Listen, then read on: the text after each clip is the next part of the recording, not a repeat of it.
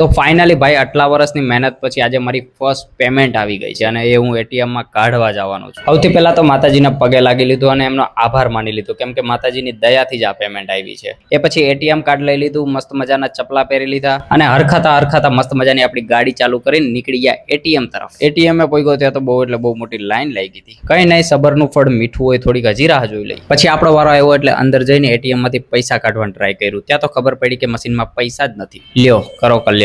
બાજુમાં બીજું મશીન હતું એટલે એમાં ટ્રાય કર્યું પૈસા કાઢવાનું અને પછી ફાઇનલી પૈસા નીકળી ગયા. હાય હાય હાય હાય, મજા જ આવી ગઈ ભાઈ. જો ભાઈ, 1,00,000-2,00,000 રૂપિયા કમાવાની ખુશી એક તરફ અને પોતાનું પેશન ફોલો કરીને ફર્સ્ટ પેમેન્ટ મેળવવાની ખુશી એક તરફ ભાઈ.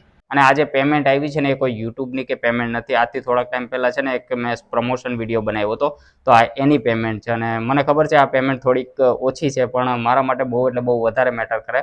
કારણ કે તમને યાદ હોય તો લાસ્ટ 1-1.5 વર્ષથી હું આ ચેનલ પર વિડીયો બનાવું છું. અને યુટ્યુબનો એ બધો તો અલગ વાત છે, પણ આ રીતે પહેલી વાર પેમેન્ટ આવ્યું એટલે પહેલી પેમેન્ટની મજા જ કંઈક અલગ હોય.